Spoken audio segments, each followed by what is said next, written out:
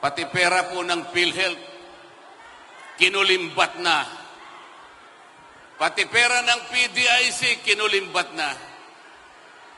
Pati pera ng dalawang bangko na ang kanilang gawain ay palaguin ang ekonomiya ng bansang ito, kinulimbat din.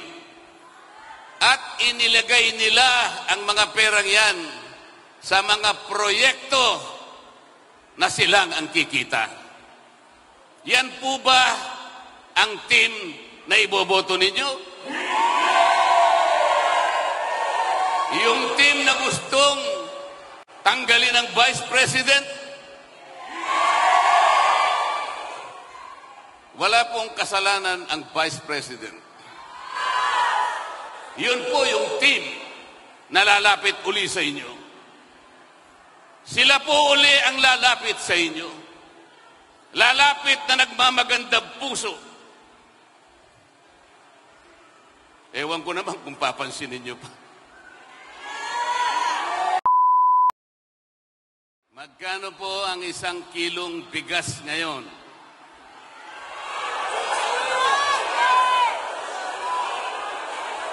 Hindi ko po marinig ang sagot nyo. Magkano po? 53 pesos? Number yata yan ni Pastor Kibuloy. Mura po ba ang singil ng kuryente sa ating bansa ngayon? Mura po ba ang presyo ng mga pangunahing bilihin ngayon? Mura po ba ang presyo ng pagkain ngayon? Murang-mura po ba ang pagpapagamot ngayon?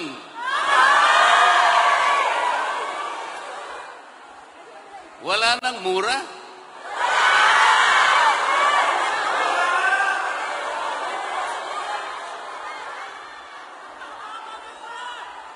Mapapamura ka talaga?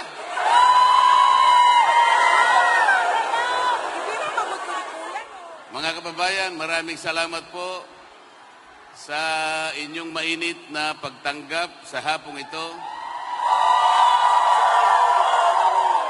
Galing pa po kami sa Davao City at hindi pa po ako nakakauwi dahil napagsabihan kami na naghihintay po ang ating mga kababayan dito sa Calamba. Hindi naman po pwede na hindi namin kayo tagpuin ngayon. Baka mamaya magtampo kayo sa amin.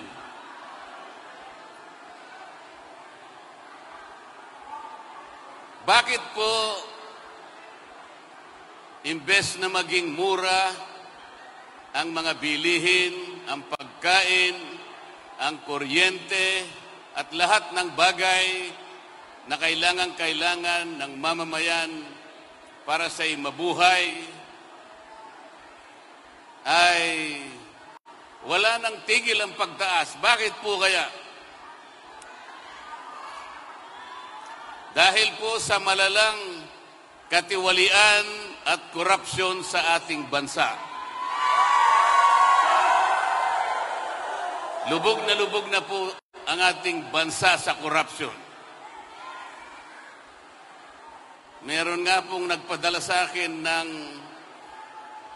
isang litrato sa Viber. Meron pong isang flood control project. Hindi pa po dumarating ang baha. Wala pa pong tubig. Nagiba na po yung project. Kaya nakalagay po dun sa kanyang minota, flood control project, sabi niya. 80% lupa,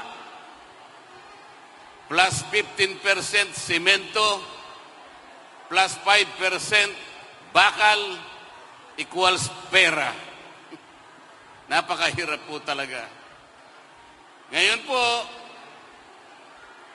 darating na naman po ang mga kandidato, kumakandidato bilang senador sa kabilang kampo.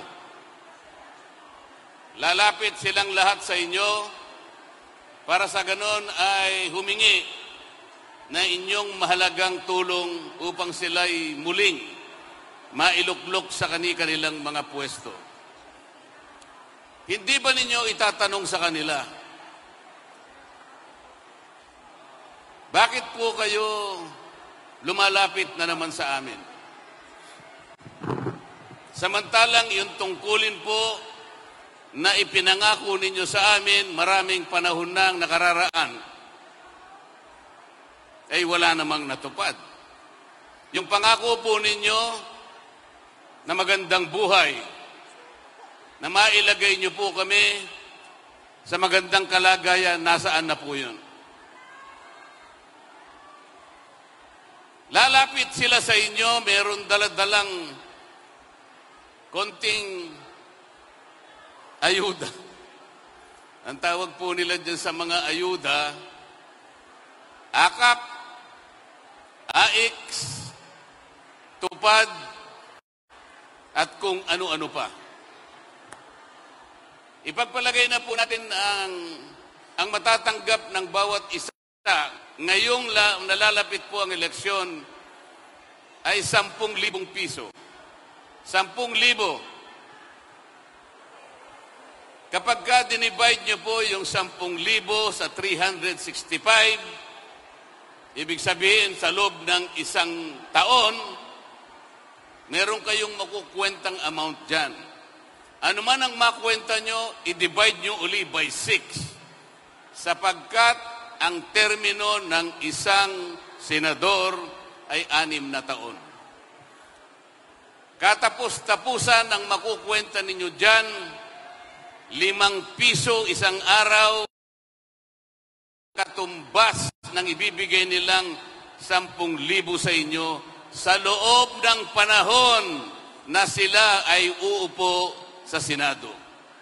5 piso po. 5 piso katapat ng 2 hopya o kaya 2 candy. Yan po ba ang inaasahan ng bawat isang mamamayang Pilipino?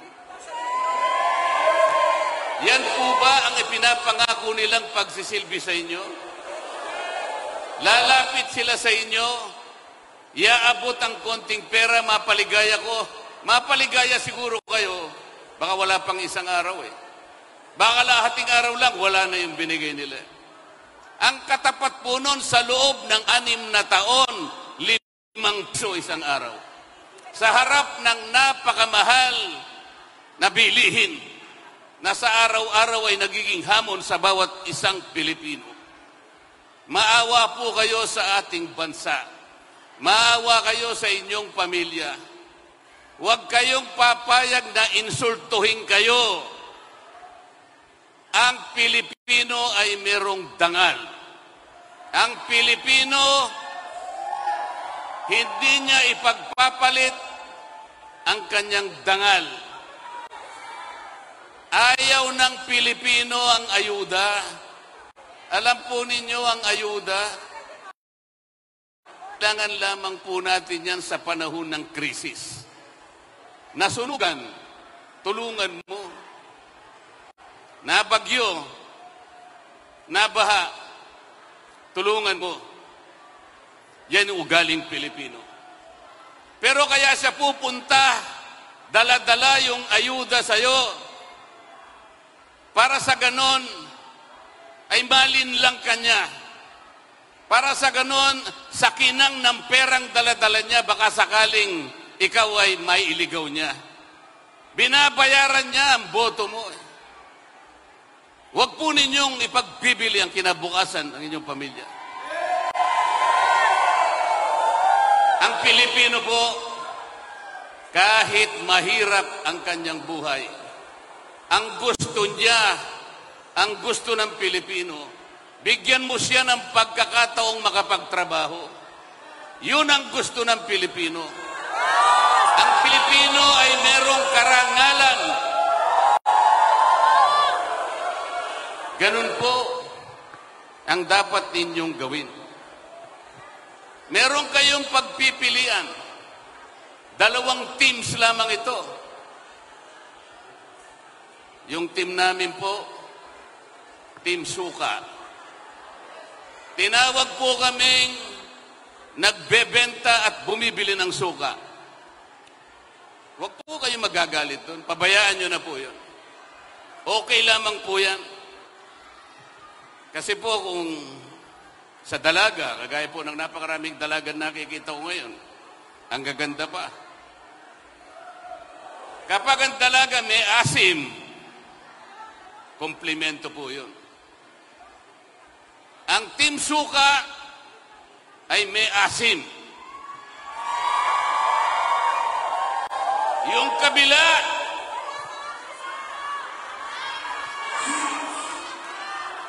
umasim na. Umasim na. Isimplify na lamang po natin ang issue, mga kababayan.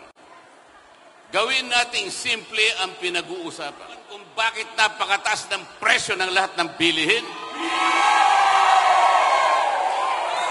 Iboboto ba yung team na silang may kagagawan kung bakit lubog na sa katiwalian at korupsyon ng ating bansa?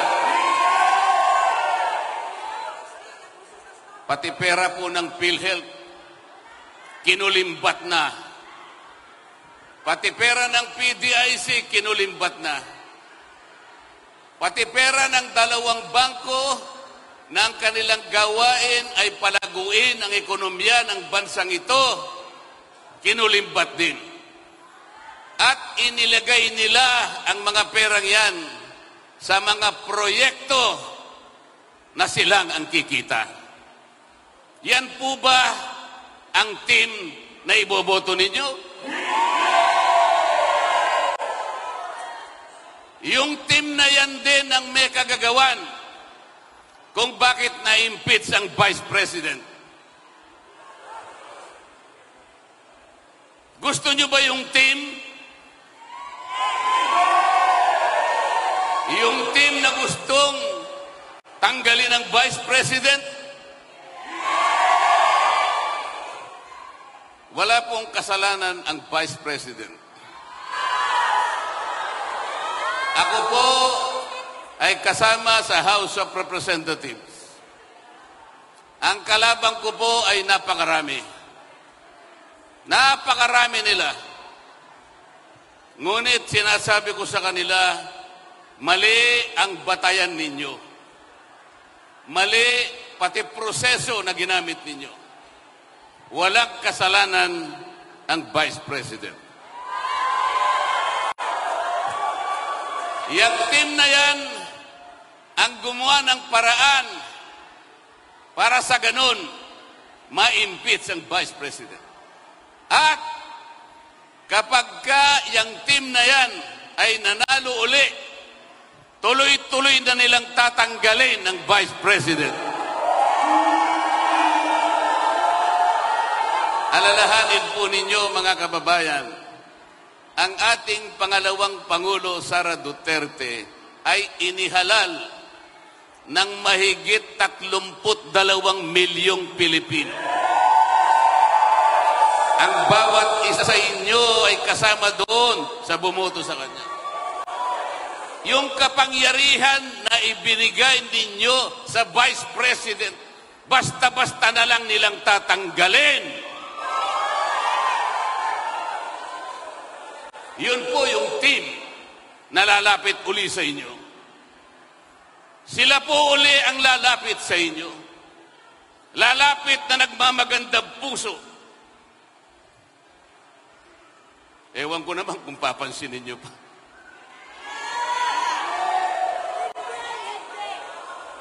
Yung Team Suka, sila lamang ang nakakaalam kung paano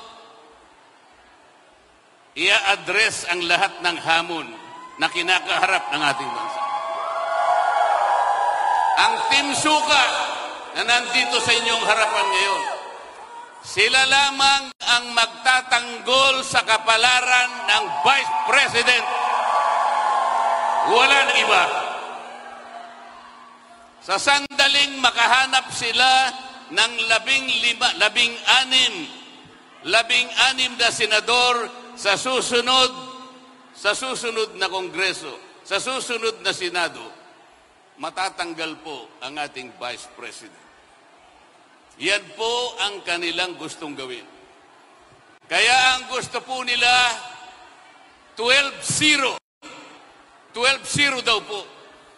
Walang mananalo isa man sa PDP laban. Yun ang kanilang gusto.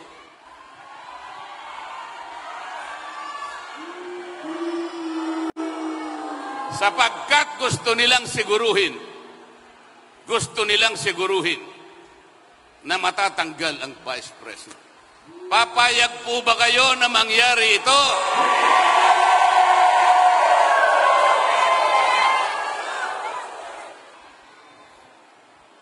Ang PDP laban po, sila lamang ang merong kakayahan ay pagtanggol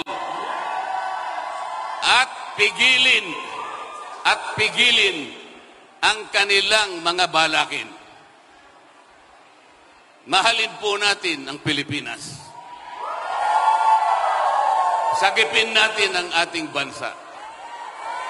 Kilala na po ninyo kung sino-sino yung mga kandidato sa kabilang team.